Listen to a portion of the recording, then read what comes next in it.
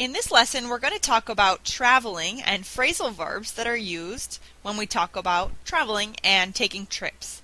So, the first phrasal verb is to get in, and this talks about the time that the train, the bus, or the plane arrives at the destination.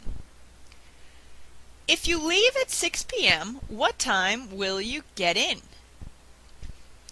The next one is to take off. So this is kind of the opposite of to get in, but it's only used when you're talking about a plane. Okay, so it's when a plane leaves is to take off. They should be in the air by now. They took off at 7:30 a.m. Good, great. So the next one is to get away. So this is talking about to get away means to escape and to take a break from normal life, to take a trip. I've been working so hard, I really need to get away for a few weeks. Great, let's move on to the next one. To check in.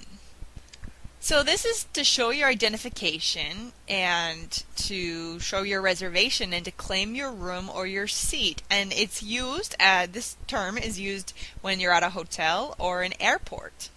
At the airport when you're preparing to travel. So here's a sentence. We need to check in an hour before our flight is scheduled to take off.